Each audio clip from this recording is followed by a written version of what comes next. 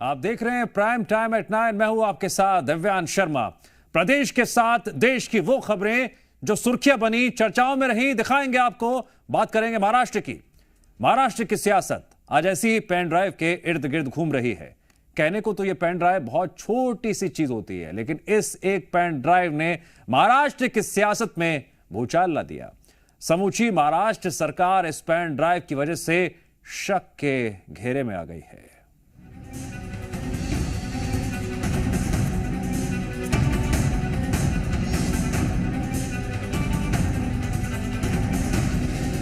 केंद्र शासन के जरिए मेरे ऊपर दबाव लाके देवेंद्र फडणवीस ने मुझे उस वक्त उद्धव जी ठाकरे के खिलाफ, आदित्य ठाकरे के खिलाफ, अजित पवार के खिलाफ झूठा एफिडेविट करने के लिए बोला था। हमारे सभी व्हिडिओ रिकॉर्डिंग मेरे पास में है। चे काही ऑडिओ व्हिज्युअल हे मला आणून दिलेले आहेत। त्यामध्ये ते उद्धव ठाकरेंबद्दल काय बोलतायत, ते पवार साहेबांबद्दल काय बोलतायत।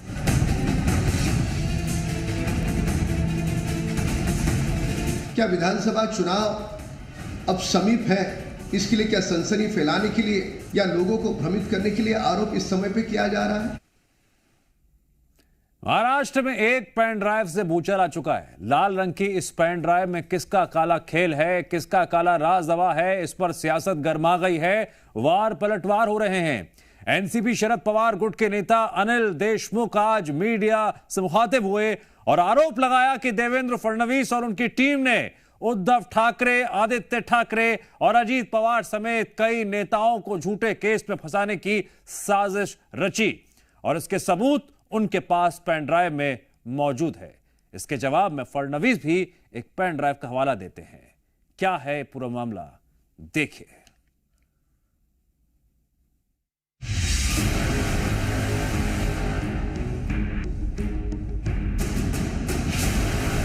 चे काही ऑडिओ व्हिज्युअल हे मला आणून दिलेले आहेत। देवेंद्र फडणवीस ने मुझे उस वक्त उद्धव जी ठाकरे के खिलाफ मैं एफिडेविट करने के लिए बोला था, अजित पवार के खिलाफ झूठा एफिडेविट करने के लिए बोला था। त्यामध्ये ते उद्धव ठाकरेंबद्दल काय बोलतायत, ते पवार साहेबांबद्दल काय बोलतायत। उन्होंने उनके पास जो वीडियो क्लिपिंग्स है मेरे बारे में, उसको उन्होंने जग जाहिर करना चाहिए, लोगों के सामने लाना चाहिए।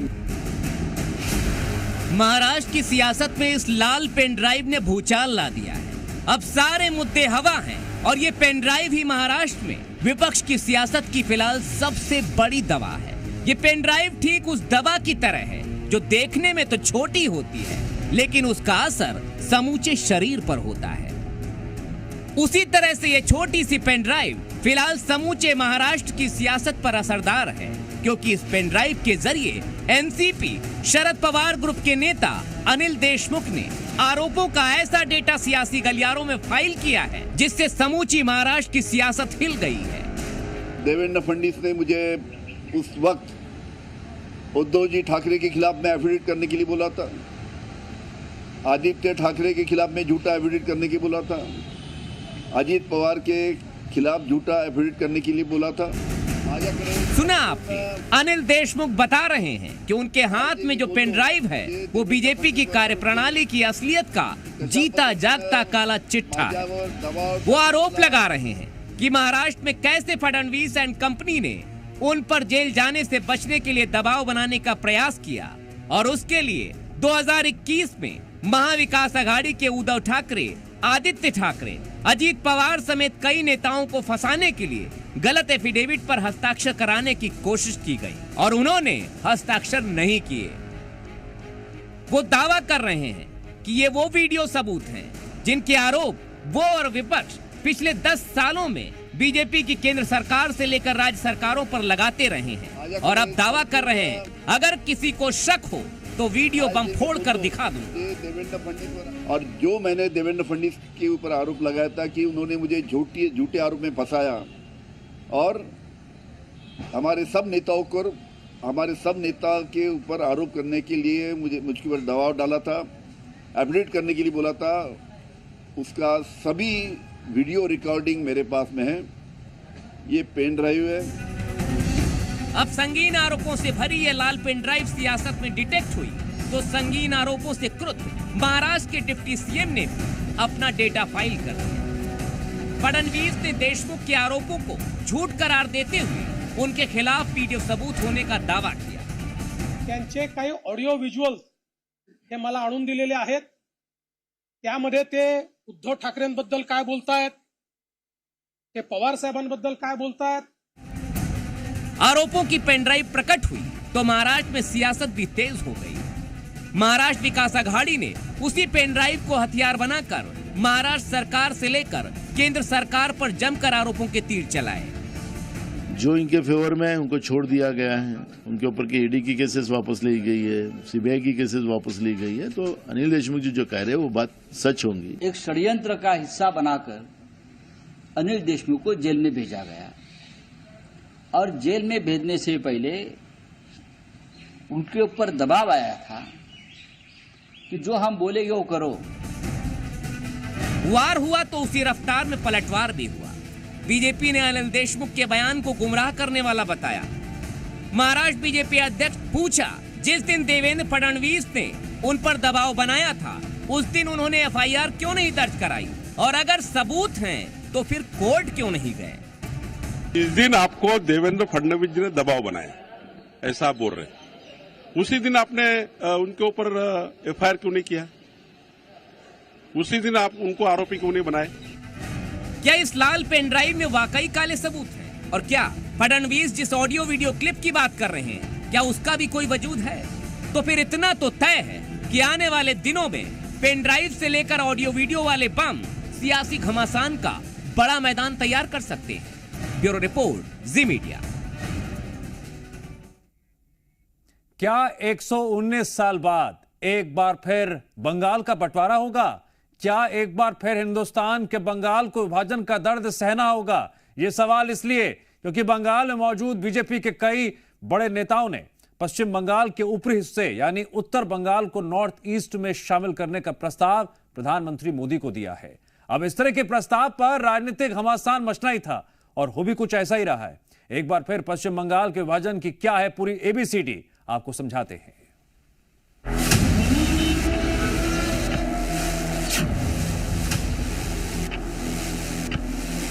প্রপোজাল আমি মাননীয় প্রধানমন্ত্রীকে দিয়েছি।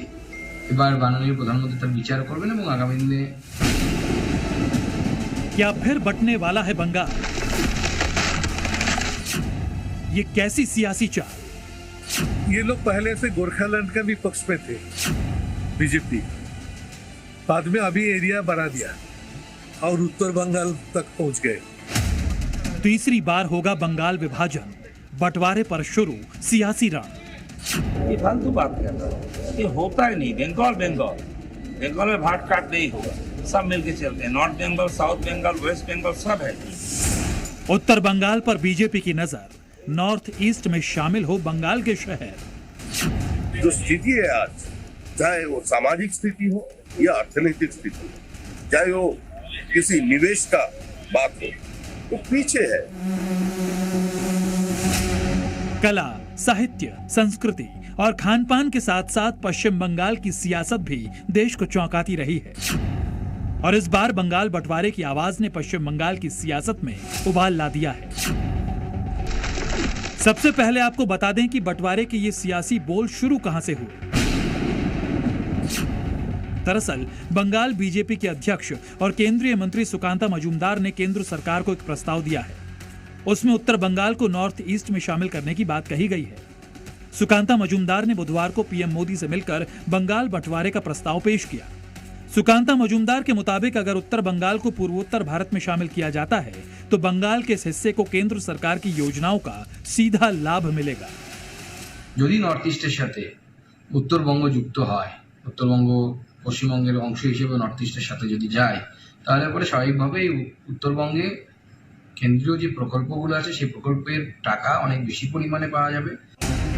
पश्चिम बंगाल को बांटने की सुकांता मजूमदार की मांग पर सत्ताधारी तृणमूल कांग्रेस आग बबूला है। टीएमसी बीजेपी पर संविधान के उल्लंघन का आरोप लगा रही है। टीएमसी का कहना है कि प्रधानमंत्री के पास ऐसी असंवैधानिक मांग को स्वीकार करने का अधिकार नहीं है। दूसरी तरफ बीजेपी के नेता सुकांता की मांग को जायज बता रहे हैं। ये फिर से ये हारने के बाद ये नॉर्थ बंगाल थोड़ा अलग ये बंगाल से अलग करने का प्रोवोकेशन, ये सब स्मेल आ रहा है, बदबू आ रहा है उनका ये सब बात से। उत्तर बंग का जितना भी आदमी है सब चाहते हैं जे नॉर्थ ईस्ट जोन का साथ शामिल हो। अरे सिक्किम लेकर पूरा नॉर्थ ईस्ट जोन का साथ शामिल हो। जब सीपीएम को जीरो बना सकते हैं बंगाल में, तो बीजेपी को भी बना सकते हैं। इन लोगों को याद रखना चाहिए, बंगाल का विभाजन करने का कोई कदम ना उठाए, ये सबसे अच्छा होगा। हमारे से आप रिसोर्सेस लूटते हो, हमें भेड़ बकरी की तरह हमें ट्रीटमेंट करते हो। केंद्र सरकार से नॉर्थ बंगाल को एम्स मिलता है, आप उठा करके कलकत्ता ले जाते हो। सो कुल मिला के नॉर्थ बंगाल को ठगा गया है। नॉर्थ बंगाल को लेकर बीजेपी ममता सरकार पर अनदेखी का आरोप लगाती रही है। बीजेपी के मुताबिक ममता सरकार में उत्तर बंगाल का जैसा विकास होना चाहिए था वैसा नहीं हुआ। दूसरी तरफ राज्य की मुख्यमंत्री ममता बनर्जी बीजेपी के इस प्रपोजल का विरोध करती रही हैं। ममता सरकार विधानसभा में उत्तर बंगाल को अलग करने के खिलाफ एक प्रस्ताव भी लेकर आई थी और उसे पास भी कराया। इस प्रस्ताव में बंगाल सरकार ने बीजेपी और आरएसएस को भी घेरा था। पश्चिम बंगाल में बीजेपी टीएमसी के बाद दूसरी सबसे बड़ी पार्टी है। नॉर्थ बंगाल में बीजेपी का अच्छा प्रभाव माना जाता है। 2019 लोकसभा चुनाव में नॉर्थ बंगाल से बीजेपी ने 8 में से 7 सीटों पर जीत दर्ज की थी। वहीं 2024 के लोकसभा चुनाव में बीजेपी को इस क्षेत्र में 1 सीट का नुकसान हुआ और पार्टी ने नॉर्थ बंगाल के 8 में से 6 सीटों पर जीत दर्ज की। यानी एक तरफ जहां पूरे बंगाल में शानदार प्रदर्शन करते हुए टीएमसी ने लोकसभा सीटें जीती, वहीं खराब प्रदर्शन के बावजूद बीजेपी ने उत्तर बंगाल में अपनी परफॉर्मेंस ज्यादा गिरने नहीं दी। पश्चिम बंगाल के ऊपरी हिस्से को बांटकर बीजेपी अपने जनाधार को सेव कर लेना चाहती है।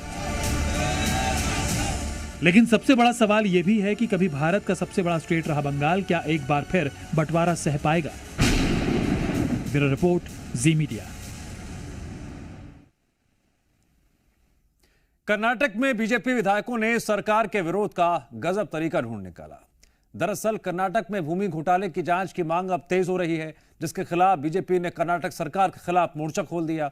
बीजेपी के विधायक सदन में हनुमान चालीसा का पाठ करने लगे, पैदल मार्च करने लगे। वहीं कल पूरे रात सदन में ही रुककर बीजेपी ने अपनी नाराजगी जाहिर भी की।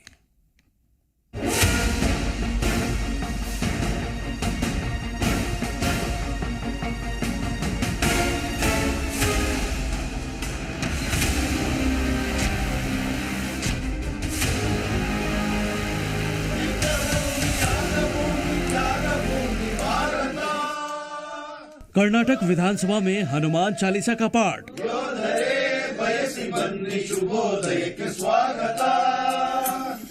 हाथों में झाल और ताशे लेकर भजन गाते बीजेपी विधायक। सरकार के खिलाफ प्रदर्शन के दौरान भजन कीर्तन। ये तस्वीरें हैं कर्नाटक विधानसभा की, जहां कर्नाटक सरकार के खिलाफ कल बीजेपी विधायकों ने कुछ इस तरह मोर्चा खोला।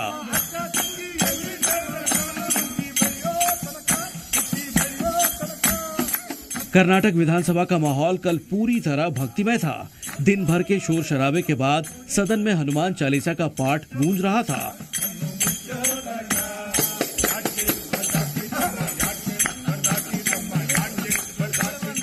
बीजेपी ने पहले पूरे दिन भ्रष्टाचार पर सरकार को घेरा। MUDA घोटाले पर चर्चा की मांग पर अड़े रहे। अनुमति नहीं मिली तो रात में विधानसभा परिसर में ही सो गए। बीजेपी विधायक हाथों में तकिया, बिस्तर और कंबल लेकर पहुंचे। मेज पर मिनरल वाटर की बोतलें थीं। रात में हल्की भूख लगे तो नमकीन और चिप्स के पैकेट्स का इंतजाम। हरे कारपेट पर बिस्तर लगाकर अपनी थकान मिटा रहे ये हैं कर्नाटक बीजेपी के विधायक, जो कर्नाटक सरकार के खिलाफ प्रदर्शन कर रहे हैं। शाम ढलते ढलते विधायकों ने सदन में रुकने का फैसला ले लिया। सिपह सालारों को आवास दौड़ाया गया। आरामदायक नींद के लिए हाफ पैंट, लोअर और टी-शर्ट मंगवाए गए। पूरी रात सदन में गाना बजाना भी हुआ। हर उम्र के विधायकों ने मिलकर एकजुटता का प्रदर्शन किया। कोई रात भर जगा तो जिसे जगह नहीं मिली वहीं सो गया।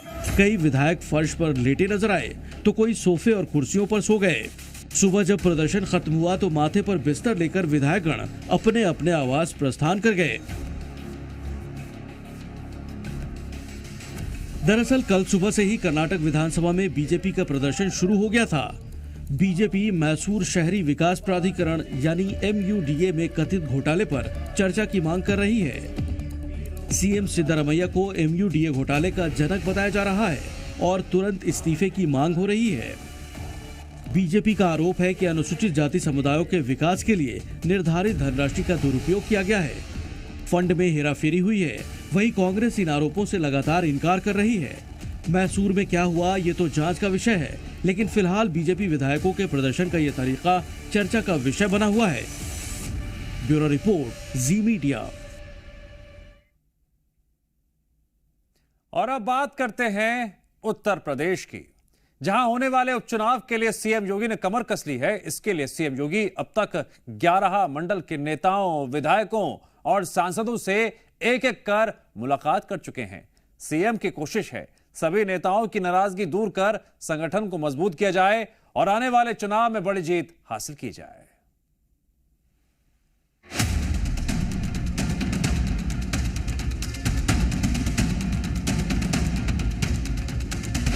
यूपी में अब अफसरशाही करने वाले अधिकारियों की खैर नहीं। यूपी में अब नहीं बचेंगे मनमानी करने वाले अधिकारी। अफसरों को यूपी में अब काम करना होगा, जनता और जनप्रतिनिधियों की बात सुननी होगी, शिकायत पर कार्रवाई करनी होगी और अगर ऐसा नहीं हुआ तो उन पर होगा योगी का एक्शन। यूपी में बीजेपी को इस लोकसभा चुनाव में बड़ा झटका लगा, जिसके बाद समीक्षा का दौर शुरू हुआ, जिसमें बीजेपी नेताओं और कार्यकर्ताओं की नाराजगी सामने आई। इस बात का भी जिक्र हुआ कि अफसरशाही की वजह से जनप्रतिनिधियों की बात अधिकारियों ने नहीं सुनी, जिससे जनता की नाराजगी सामने आई।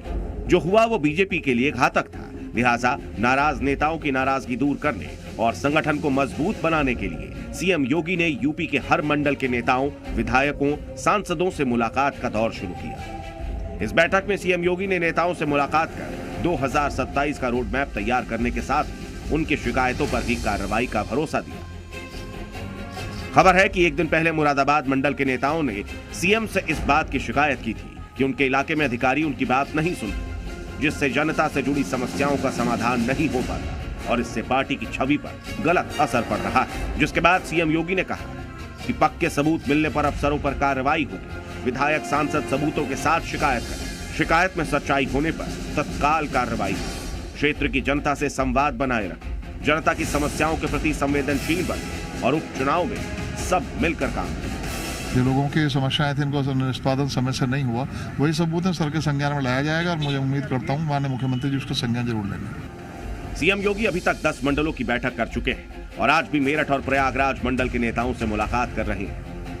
मुख्यमंत्री ने जब कल विधायकों से इस बात को कहा है कि जो है सबूत लाइए, अधिकारियों के खिलाफ कार्रवाई की जाएगी, क्योंकि तमाम विधायकों की ये शिकायत थी कि जो है उनकी बात अधिकारी नहीं सुनते हैं। ऐसे में अब फिलहाल ये कह सकते हैं कि तमाम जो विधायक हैं वो इस वक्त अंदर की तरफ जा रहे हैं और लगातार एक एक करके जो है बैठक में शामिल होंगे।